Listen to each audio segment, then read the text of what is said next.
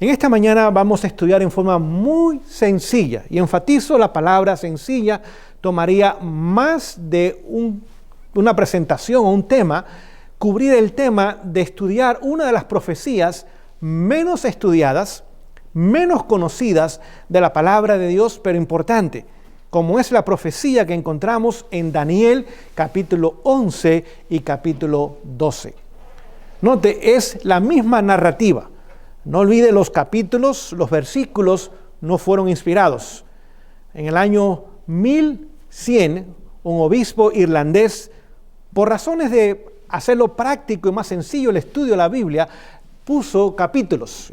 Y después, un tiempo después, ahora otra persona añadió los versículos para facilitar aún más el estudio de la Biblia.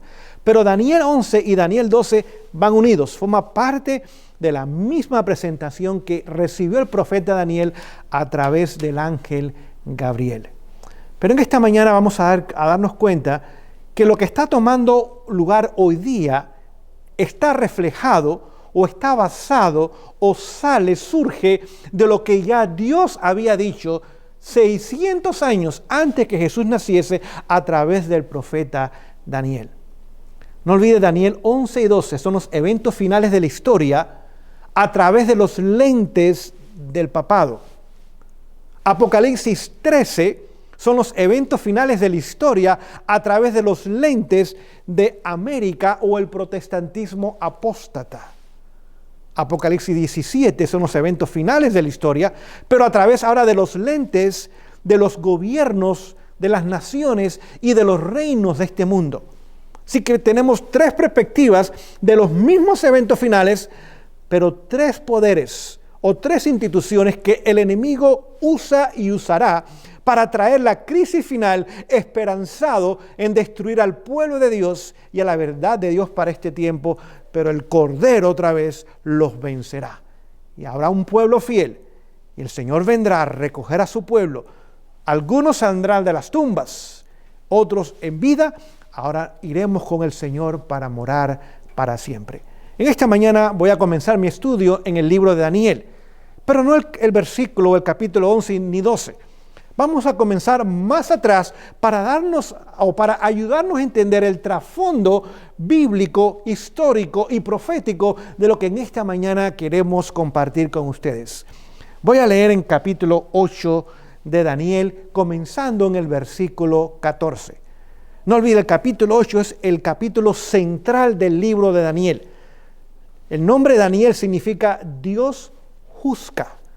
Y el libro de Daniel es juicio completamente, desde Daniel capítulo 1, donde Dios trae juicio sobre Judá y la apostasía de su pueblo, hasta Daniel capítulo 12 al final de la historia. Así que vemos los juicios de Dios a través de la historia, a través de naciones, de imperios, de reyes, emperadores, de pueblos, de naciones, etcétera, etcétera. Y ahora, capítulo 8, dirige nuestra atención ¿a qué? Al juicio, no aquí en la tierra, sino al juicio que toma lugar en los cielos hoy día. El más importante de todos los juicios que alguna vez haya tomado lugar en la historia humana. Vamos a leer a Daniel capítulo 8, verso 14, dice lo siguiente, quizás algunos de ustedes lo conocen aún de memoria. Y él me dijo, aquí está Jesús contestando la pregunta. Gabriel le hace una pregunta en el versículo 13, ¿por cuánto tiempo este poder que parece cristiano pero es apóstata va a seguir rigiendo el mundo? Y él me dijo, así que Gabriel hace la pregunta, pero la respuesta se la da al profeta Daniel para nosotros también. Hasta 2300 tardes y mañana, y el santuario será purificado. Así que vemos que hay una profecía, hay un tiempo profético, 2300 años. Pero también esa profecía está estrechamente ligada con el mensaje, con la enseñanza bíblica del santuario. Y en forma especial con la purificación que ha de tomar lugar en el santuario celestial. Así que vemos la profecía otra vez estrechamente unida con el mensaje de salvación, como el Señor lo demostró y lo enseñó en el santuario terrenal y continúa haciendo su obra ahora en el santuario celestial. Vemos que ambas enseñanzas son de suma importancia. Ambas enseñanzas forman parte de lo que es la verdad presente para estos días y para el mundo. Pero vamos a darnos cuenta que esta profecía de 2300 tardes y mañanas, y no olvide proféticamente un día, que es tarde y mañana, tarde y la mañana, mediodía de tarde, mediodía de mañana, hacen un día de 24 horas. Y un día en la profecía equivale a un año. Ezequiel, capítulo 4, versículo 6, lo encontramos claramente también en el libro de Números, capítulo 14, versículo 34. Un año es lo que equivale en tiempo literal, pero proféticamente es un día. Así que 203 o 2300 días es exactamente 2300 años. ¿Cuándo comenzó ese periodo profético? No tenemos el tiempo para entrar en todos los detalles. Si fuéramos al libro de Esdras, capítulo 7, encontraríamos ahí el tercer decreto que se dio el emperador Artajerje en el otoño del año 457 antes de Cristo.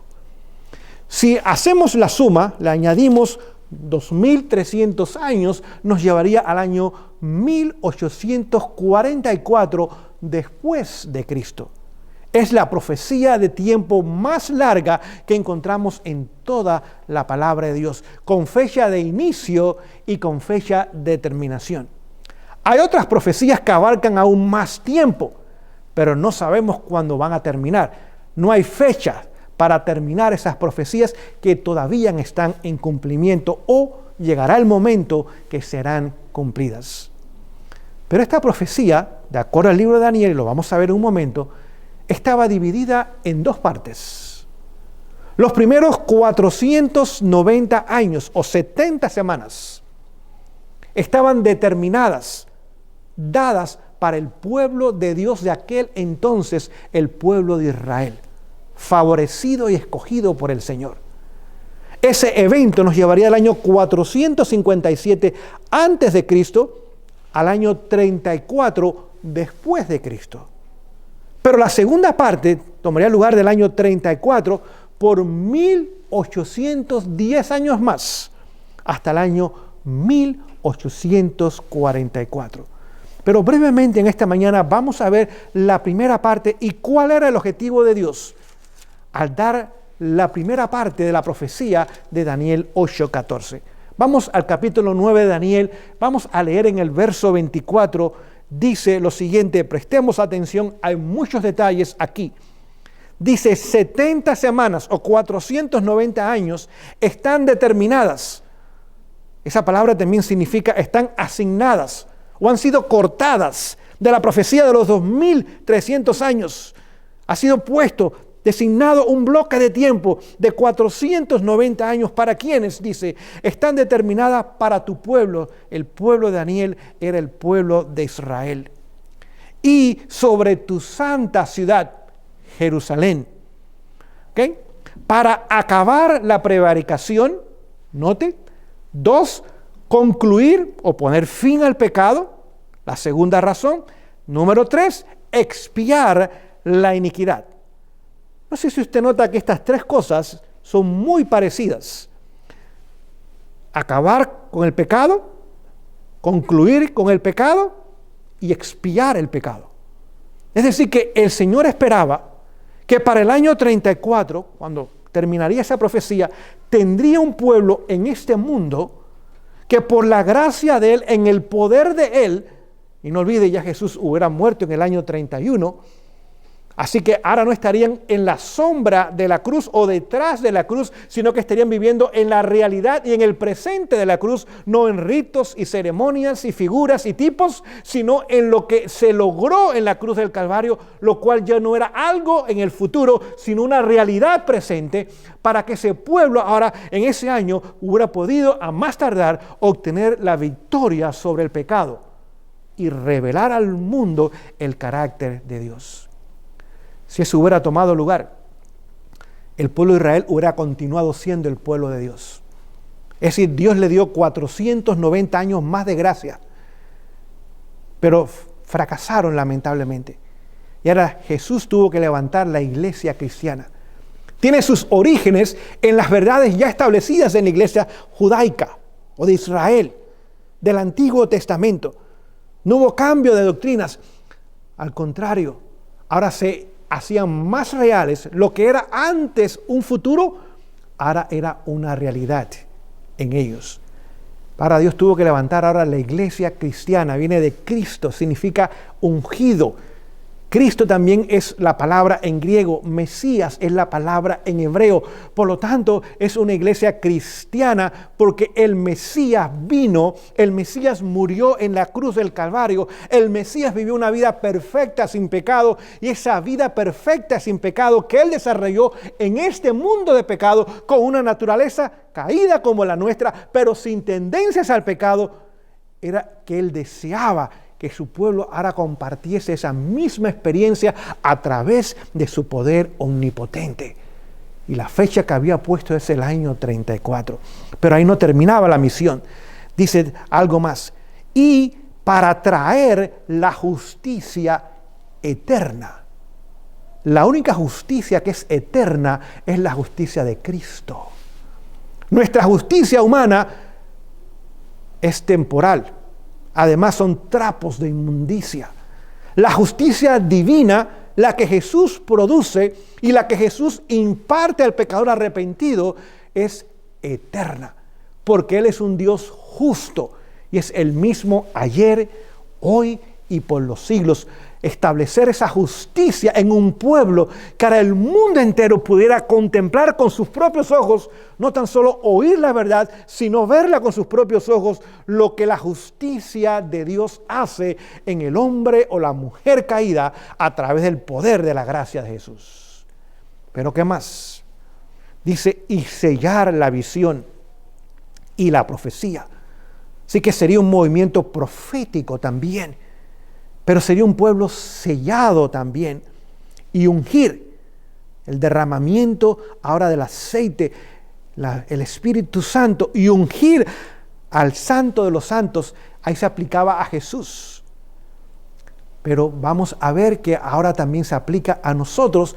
Porque lo que no cumplió el pueblo para el año 34, ahora Jesús, que entró al lugar santísimo, el 22 de octubre del año 1844, tiene la misma expectativa para su pueblo final, para su pueblo remanente, una vez que el tiempo de gracia haya concluido para el mundo, incluyendo para este pueblo. Así que vemos que la expectativa de Dios no ha cambiado. El primer pueblo no lo logró, pero en el segundo pueblo lo va a lograr. Y queridos, en esta mañana usted y yo tenemos el privilegio y el honor de vivir en los momentos finales de la historia humana y formar parte no tan solo de este movimiento adventista del séptimo día con un maravilloso mensaje, sino de formar parte de la última generación del planeta Tierra y cumplir las palabras de Daniel 9:24. ¡Qué honor y qué privilegio tenemos! Esto me anima a mí, me motiva en mi experiencia con el Señor. Espero que haga exactamente lo mismo con ustedes. Vamos a leer el verso 25. Dice, sabe pues y entiende que desde la salida de la orden para restaurar y edificar a Jerusalén, otoño 457 a.C., emperador Artajerje. Hubieron 2 decretos, pero este tercer decreto cumple no tan solo la restauración física de la ciudad, sino que ahora podían poner jueces y tener líderes. Ahora iban a tener una semi-autonomía como nación. Los demás decretos eran de construcción nada más, pero este ahora establecía una nación otra vez, con leyes, con jueces, con abogados, con líderes, etcétera, etcétera. 454, no olvide esa fecha, y continúo la lectura, hasta el Mesías príncipe. Habrá 7 semanas, es decir que las primeras 7 semanas, 490 años o 70 semanas se dividían en 3, 7 semanas o 49 años. Lo primero era ¿para qué? Para terminar la restauración de la muralla, de la ciudad, hacer el templo y establecerse como nación. Ahora después vendrían que 62 semanas, y lo leo, y 62 semanas, 7 semanas, más 62 semanas es igual a 69 semanas. Así que ahora vemos que quedaba una semana más para el cumplimiento de esta profecía. Pero dice, desde que se dé el decreto, en el año 457, o el otoño de ese año, por Artajerjes, hasta que el príncipe, el Mesías, el ungido, nos llevaría hasta el año 27 después de Cristo. Así que estaba diciendo que cuando viniese Jesús iba a ser ungido. ¿Cuándo fue ungido Jesús? En el año 27. La profecía lo señalaba claramente, otra vez, cuando Jesús va al Jordán. Y allí su primo hermano, o su primo nada más, estaba preparando el camino para la primera venida del Mesías. Dice, he aquí el Cordero de Dios, no del ser humano, la provisión que Dios ha hecho en su Hijo unigénito, para que todo aquel que en Él cree no se pierda, mas tenga vida eterna. Y ese Cordero de Dios quita, borra, expía, elimina el pecado del mundo entero. Su sacrificio es válido para cada ser humano que ha vivido, que vive o vivirá en el planeta Tierra. Y cuando Jesús fue bautizado ese día ahí en el Jordán, otoño otra vez del año 27, y sale de las aguas, no olvide, bautismo por inmersión, es el bautismo bíblico, y no es un niño, era un adulto, tenía 30 años.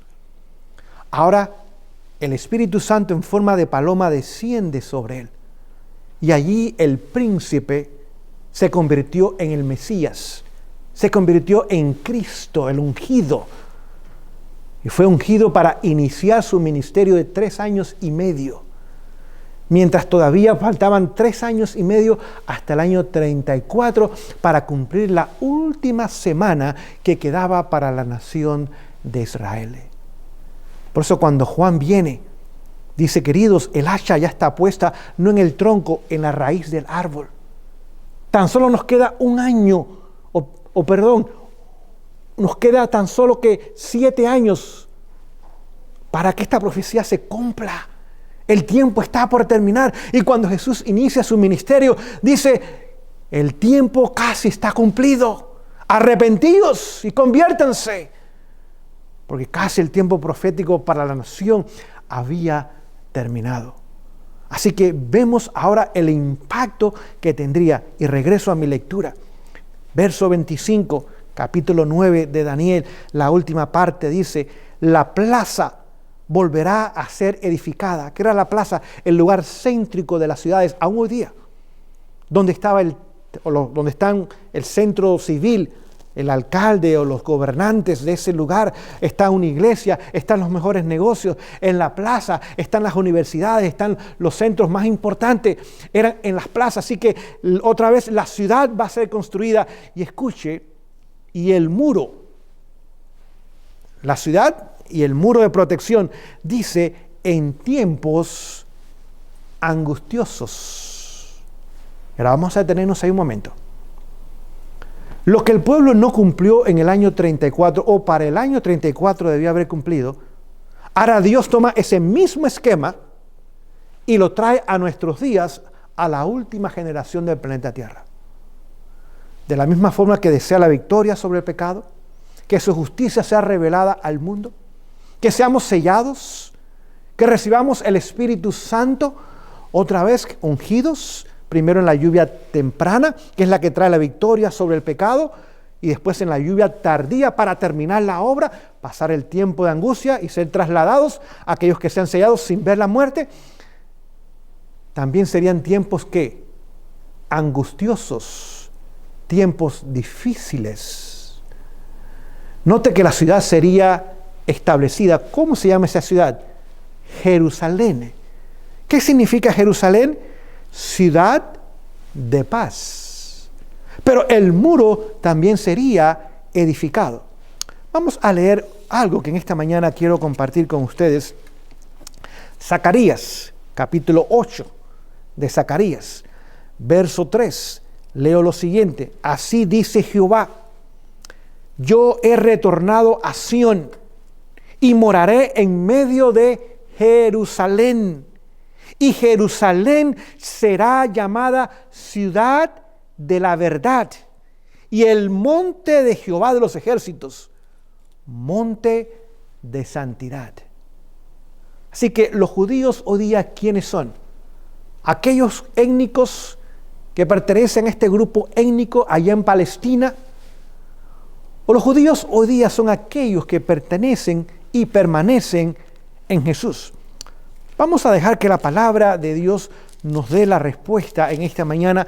Leo en el libro de Gálatas, capítulo 3, verso 29, dice lo siguiente: y vosotros sois de Cristo. Aquí está Pablo escribiéndoles a los Gálatas. No eran judíos. Quizás había algún judío en la congregación, posiblemente, pero en su mayoría eran gentiles. Y vosotros sois de Cristo. Entonces, simiente de Abraham sois y herederos conforme a la promesa. ¿Quiénes son los judíos espirituales de hoy día? Aquellos que están en Cristo. El Señor ahora nos hace que seamos injertados en la simiente de Abraham y que todas las promesas hechas a Abraham y para el pueblo de Israel que no fueron cumplidas por ellos, ahora el Señor lo pasa a esta última generación de cristianos, quien heredarán las promesas y quien en ellos se cumplirá la palabra de Dios. Así que Jerusalén significa el movimiento adventista del séptimo día, la ciudad de la verdad, el monte de santidad, un pueblo santo, un pueblo aparejado, apercibido, listo para encontrarse con su Dios en santidad, sin pecado en nosotros, y morar en la presencia de Dios sin jamás volver a pecar. Pero también dice que había muros, y que los muros serían construidos en tiempos angustiosos, como también la ciudad, lo que hoy día estamos viendo. Hemos entrado en ese periodo de la historia que mismo Jesús declaró que sería comienzo de dolores o de angustias, de tribulaciones y de pruebas. Pero en este tiempo de angustia, Dios tiene otra vez un pueblo que es la ciudad de verdad, que está en el monte de santidad. Pero los muros, ¿qué significan los muros? Vamos a leer en el libro del profeta Isaías, capítulo 60, voy a leerles el verso 18. Dice: nunca más se oirá en tu tierra violencia, destrucción ni quebrantamiento en tus términos, sino que a tus muros llamarás salvación y a tus puertas alabanza. ¿Qué significan los muros? Salvación. ¿Qué significa la ciudad? Ciudad de paz y ciudad de verdad, donde la santidad mora en ella. Y estos muros de protección, ¿qué es? Salvación. También podríamos decir es la ley de Dios, que es ese muro, esa barda de protección alrededor del pueblo que desea ser fiel y leal al Señor. Ahora comenzamos a darnos cuenta que lo que el pueblo iba a pasar, pero no pasó porque fracasó, ahora en esta última generación va a pasar y el Señor tendrá el éxito en esta última generación y usted y yo debemos formar parte de ese grupo. Con ese trasfondo, ahora vamos a estudiar un poquito y en forma muy breve lo que nosotros encontramos allá en el libro de Daniel, el capítulo que encontramos, capítulo 11, vamos a comenzar brevemente y rápidamente en el tiempo que nos queda a leer el versículo 40 en adelante y darnos a entender por qué serán tiempos de angustia. Ya los estamos viviendo en sus inicios, pero la angustia irá de mal en peor.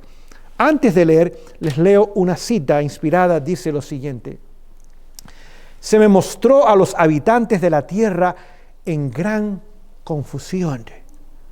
¿Cuántos habitantes? Los habitantes de la tierra, no había excepciones. No había naciones, pueblos, lugares. Dice que los habitantes de la tierra estaban en gran confusión. Dice, la tierra estaba afligida por guerra, derramamiento de sangre, privación o falta de libertad, necesidades, carestías, ausencia de productos básicos, aún de alimentación, ropa, calzado, precios elevados, combustibles cada vez más caros, alquileres o rentas o arriendos muy altos, hipotecas que la gente no puede pagar, hambre, tiempos difíciles económicos, donde no habrían empleos o aún los empleos no pagarían lo suficiente para la gente vivir y habría hambres. En la Biblia, señal de hambres es señal de crisis económica. Y pestilencia, enfermedades. Cuando estas cosas rodearon al pueblo de Dios, este comenzó a unirse y a poner de lado sus pequeñas dificultades o diferencias. No te habla del pueblo de Dios, de aquellos que están en Cristo. Ese es el pueblo de Dios, no es el que está en la iglesia. La iglesia no nos hace cristianos, la iglesia nos hace feligreses o miembros de una organización o institución. Y no que sea malo formar parte de una buena institución, pero lo que nos hace cristiano es tener y mantener una estrecha relación diaria, personal y dinámica en nuestras vidas. Continúo la lectura. Ya no estuvieron controlados por la dignidad personal y una profunda humildad tomó lugar en sus vidas. Así que ya no estaban preocupados, bueno, ¿qué van a pensar de mí? ¿Qué van a creer de mí? ¿Me van a quitar el puesto o no me van a invitar? Esas preocupaciones de la dignidad personal, que piensan de mí, que creen de mí, fueron puestas a un lado. Ya dice que un profundo espíritu de ¿qué? De humildad tomó lugar. El sufrimiento, la perplejidad y la privación. Sufrimiento, perplejidades, ansiedades, incertidumbres, privación, falta de libertad, como hoy día lo estamos viendo, más control, más mandatos, más leyes, menos libertades, más restricciones. Continúa la lectura, hicieron que la razón, esta mente, volviera a ocupar el lugar que le correspondía. Y los hombres, apasionados e irrazonables, se tornaron sensatos y actuaron con discreción y sabiduría. Así que esta crisis, querido, es una bendición. Porque aquellos que están en Cristo, ahora comienzan a poner a un lado su orgullo, su suficiencia propia, que piensan y creen de mí. Y ahora en humildad buscan al Señor. Ahora esta crisis nos ayuda a que ahora la mente comience a trabajar correctamente. ¿Será que lo que Dios ha dicho en su palabra es cierto? ¿Será que ir al campo es lo correcto? ¿Será que no tener deuda es correcto? ¿Será que cuidar de este cuerpo que es el templo del Espíritu Santo es lo correcto? ¿Será que educar a mis hijos, preferiblemente en mi hogar? ¿Será que pagar mis deudas y vivir en forma sencilla y limitada será lo mejor? Y ahora la razón, basada en la lógica y en la sabiduría humana, comienza a tener ahora lugar en nuestras mentes. Y antes, aquellos que, dice la inspiración, apasionados, basados en la emoción del momento, o irrazonables, que no querían, ahora comienzan a recapacitar y a reflexionar en lo que Dios ha dicho. Sigue la cita diciendo: luego se me hizo apartar la atención de estas escenas. Parecía haber un corto tiempo de paz. Una vez más se me presentaron los habitantes de la tierra. Otra vez, un cortito tiempo de paz. Y no tenemos idea de lo que realmente eso significa.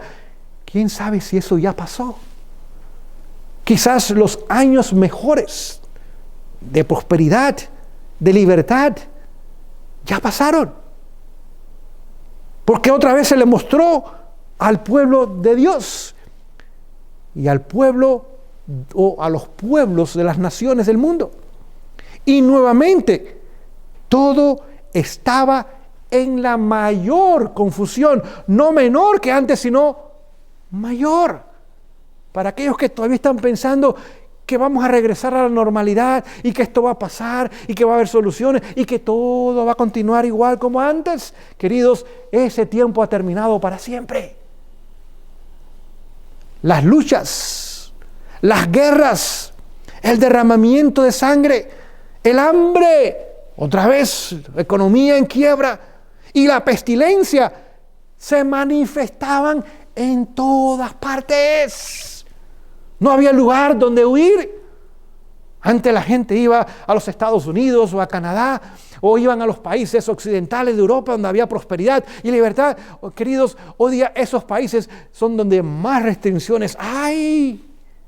Vea lo que pasó con Australia, inmediatamente con Canadá, cómo el primer ministro se convirtió en dictador de un día para otro porque simplemente invocó una ley de emergencia y ahora lo que él decía era la ley. No importa el parlamento, no importa las cortes, no importa los gobiernos de las demás provincias o estados o departamentos, no importa nada de eso. Yo soy la ley, yo dicto lo que todos tienen que hacer.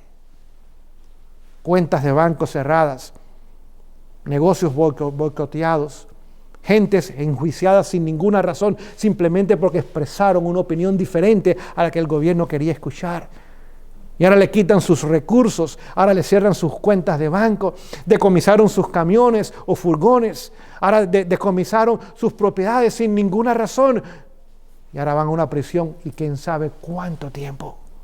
Comenzamos a entender lo que Dios nos ha dicho en su palabra.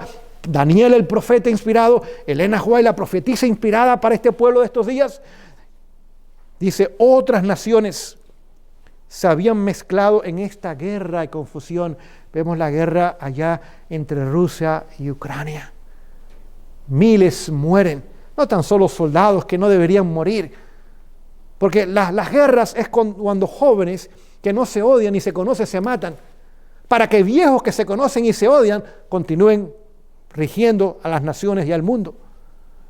Más miles de civiles mueren, casas destruidas, inmuebles destruidos, negocios destruidos, empresas destruidas, infraestructuras destruidas, naciones destruidas y llevadas a las rodillas en decadencia y en colapso completo y total. Dice, la guerra produjo hambre y lo vamos a ver. Rusia y Ucrania producen el 29% del trigo del mundo y ya no están exportando trigo. Ya el trigo ha subido 3 veces su valor. No olvide, el trigo es el segundo grano de consumo en el mundo. El arroz es el primero. El trigo es el número 2. Y donde quiera hay pan y a todos nos gusta el pan. Y ya 3 veces se ha subido el costo del trigo simplemente porque 2 naciones importantes en el cultivo de ese grano ya no están exportando trigo. Así que la guerra que traen, hambre. ¿Saben cuánto dinero se malgasta en armamentos? Millones y billones de dólares que podrían ser alimento, vestido, estudio, medicina, carreteras, escuelas, hospitales, centros, etcétera, etcétera. Pero no hay dinero para esas cosas. Ahora las economías colapsan y la gente queda sumida en mayor pobreza y miseria que antes. Y ahora dice que viene hambre y lo vamos a ver cada vez más alto el costo de los alimentos. A medida que sube el costo de los combustibles, todo sube en todas las naciones. Dice, la miseria y el derramamiento de sangre causaron pestilencias o enfermedades.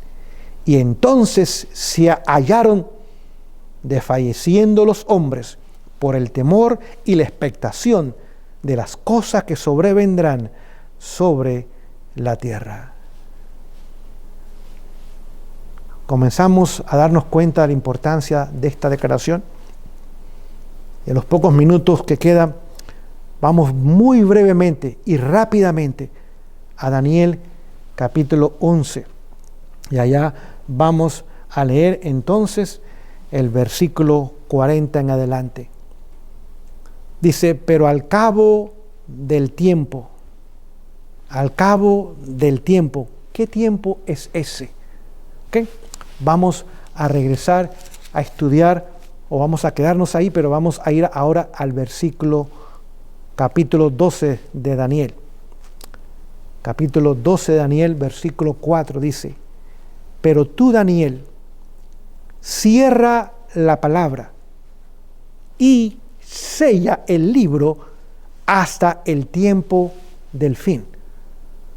Así que Daniel 8, 9, 10, 11 y 12. 5 capítulos. El ángel le dice por orden divina, cierra lo que está escrito, las palabras, lo que está escrito, y sella lo que está escrito. ¿Hasta cuándo? Hasta el tiempo del fin. Vamos a ver cuál es ese tiempo del fin. Muchos correrán de un lado a otro. Es decir, va a pasar mucha historia, Daniel. Desde el momento que tú escribiste esto, va a pasar mucha historia hasta el tiempo del fin. Y continúa la lectura y dice, y la ciencia, que es como usualmente se traduce en nuestra Biblia, y no es la mejor traducción. La palabra dice el conocimiento, y el conocimiento se aumentará. Es decir, Daniel, cierra lo que escribiste, Daniel 8 al 12, pero cuando llegue el tiempo del fin, el conocimiento de la información que contiene esta parte del libro de Daniel, que es la segunda parte del libro de Daniel, en Apocalipsis 10, es el librito. Porque es más pequeño que Daniel del 1 al 7, es más corta. La segunda parte es el librito, Apocalipsis 10, pero no vamos a ir allá en esta mañana, pero es la misma historia. Dice, ahora cuando llegue el tiempo del fin, ahora se abrirá el conocimiento de muchos a lo que contiene Daniel 8 al 12. Pero va a pasar mucha historia antes que llegue ese momento. Vamos a leer otro versículo, versículo 9, capítulo 12. Y dijo, anda, Daniel, que estas palabras están cerradas y selladas hasta el tiempo del fin. Así que en el capítulo 4 se le dice lo que va a pasar. Capítulo 9, ahora esas palabras quedan selladas y cerradas. Así que Dios sella y cerró esa porción del libro de Daniel. Y es interesante. Si usted va a la historia, digamos, a los escritores protestantes, a los reformadores, escribieron muchas cosas, aún de Daniel, pero de Daniel 8 al 12, silencio. Si usted va aún a la historia anterior, a la historia de los padres de la iglesia, o a la historia aún de los escritores bíblicos del Nuevo Testamento, hay poca referencia, con excepción de lo que se encuentra mayormente en Apocalipsis. Pero el entendimiento iba a estar cerrado todavía. No era tiempo para que la gente entendiese el contenido de esta parte, porque no se aplicaba hasta sus días. Y para que darle información que no era práctica para sus días, era innecesario. Bastante ya tenían. ¿Quiénes estaban dispuestos a seguir? ¿Y cuándo sería ese tiempo del fin? Ahora voy a leer capítulo 12, verso 7. Y oí al varón vestido de lino que estaba sobre las aguas del río, el cual alzó su mano derecha y su mano izquierda al cielo, y juró por aquel que vive por siempre, que será por tiempos y la mitad de un tiempo. Y cuando él acabe de dispersar el poder del pueblo santo, todas estas cosas serán cumplidas. ¿Cuándo sería el inicio del tiempo del fin? Cuando pasase el periodo profético de tiempos y la mitad de un tiempo. 3 años y medio proféticos, que equivaldría a 1260 años de supremacía papal. Del año 538 después de Cristo hasta el año 1798 después de Cristo. Cuando llegó esa fecha, no es casualidad que hombres como Miller, por ejemplo, Lacunza, Irving y muchos otros en diferentes partes del mundo José Wolf en Alemania, Hassent en Europa también, en Holanda, en Suiza, en Inglaterra, en Norteamérica, en Chile. Comenzaron a estudiar la misma porción del libro del profeta Daniel y comenzaron a entender el contenido que estaba en ese libro. Y ahora comenzaron a propagar las enseñanzas y las doctrinas y los principios que encontramos en esa porción de las Sagradas Escrituras. Ahora, con eso en mente, vamos a regresar. Dice, pero al cabo del tiempo, cuando llegue el año 1798, el rey del sur se enfrentará con él. Daniel 11 está el rey del norte, significa el papado en nuestros días. Y está el rey del sur, que significa el ateísmo. Significa lo que espiritualmente, dice Apocalipsis 11, es que Sodoma y Egipto se conoce por el ateísmo. Cuando Faraón le dijo a Moisés, ¿quién es Dios para que yo escuche su voz y deje ir a su pueblo? Yo no conozco a Dios, ni dejaré ir a su pueblo. Dios estaba ausente de sus mentes, poder ateo. Y Sodoma, ¿por qué se conoce? Por la promiscuidad, sobre todo por el auge del homosexualismo. Así que llegaría el momento del tiempo del fin, y el rey del sur, la Revolución Francesa, atea, y también promovía la promiscuidad en todas sus formas y legalizó todo tipo de promiscuidad que usted se puede imaginar. Es más, ni había matrimonio, era libre, cada cual hacía lo que quería, con quien quería, cuando quería y como quería. La Revolución Francesa ahora trajo la herida mortal en el año 1798 y pone fin ahora a la unión de iglesia y el Estado. La Iglesia Católica continúa, pero ahora el Estado no respondía a los intereses de la Iglesia Católica. Así que el rey del sur se levantaría contra el rey de ¿qué? El rey del norte. Y eso ahora traería confrontamientos. Vamos a ver, continúa la lectura. Y el rey del norte, el papado, se levantará contra él como una tempestad, con carros y gente de a caballo, es decir, con ejércitos. ¿Y qué más? Dice, y muchos navíos. ¿Qué significan navíos en la palabra de Dios? Negocios, dinero, prosperidad, éxito económico. Así que llegaría el momento donde ahora el papado, el rey del norte, se levantaría contra este poder ateo, este poder que promueve la homosexualidad y promueve la promiscuidad y promueve el aborto y el adulterio y la fornicación y la pornografía y los niños de la más temprana edad aprendiendo que su papá tiene dos papás o tiene dos mamás, o que no son hombres o no son mujeres, o quién sabe lo que quieren sentirse, promoviendo toda esa idea que no tiene sentido. Ahora se levantaría el papado. Dice acá que con ejército y también con poder económico. ¿Y cuál sería el resultado? Y muchos navíos, y entrará por las tierras e inundará y pasará. Queridos, tenemos que terminar en esta mañana, pues tengo este otro compromiso. Vamos a tomar una segunda parte el próximo sábado, parte 2. Entender lo que significa eso de tiempo angustioso, donde Jerusalén, la plaza y el muro tendrá que ser edificada para esta última generación. Y vamos a ver lo que significa cuando sigamos la lectura el próximo sábado y el estudio. Lo que acabo de leer, Daniel 11:40, ya se cumplió. ¿Cómo se cumplió? En el año 1978, en octubre de ese año, llega ahora al Vaticano Juan Pablo II, polaco. Polonia era comunista, estaba bajo el control de Rusia o la Unión Soviética en aquel entonces. 2 años después, ahora llega un conservador protestante a la Casa Blanca, Ronald Reagan. Y ambos se unen, el poder militar de Estados Unidos, la prosperidad de Estados Unidos, más la astucia del Vaticano, y ahora se levanta el rey del norte con la ayuda del protestantismo apóstata y ahora confronta al rey del sur en la Unión Soviética y trajo la destrucción de la Unión Soviética y de sus países satélites o aliados de Europa Oriental. Pero ahí nos quedamos hasta el próximo sábado y vamos a ver más aún en esta información. Vamos a terminar con una oración en esta mañana. Les esperamos el próximo sábado otra vez a la misma hora. Estaremos con ustedes.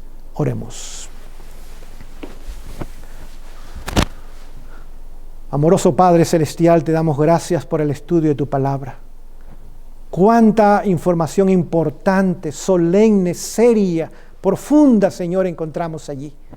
Cuánta luz hemos recibido como pueblo, cuánto conocimiento tenemos, Señor. Oh Señor, ayuda a que ese conocimiento baje a nuestros corazones. No es tan solo el conocimiento, lo cual es importante, la práctica es aún más importante.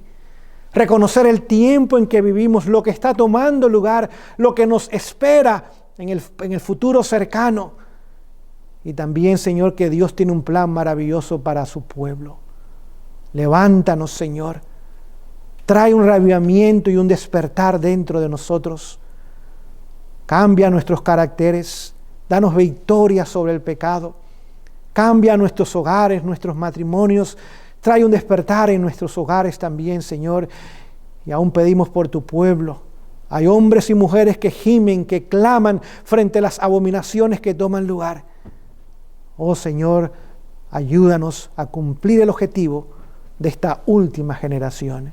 Bendice la presentación de tu palabra en esta mañana. En el nombre de Jesús. Amén.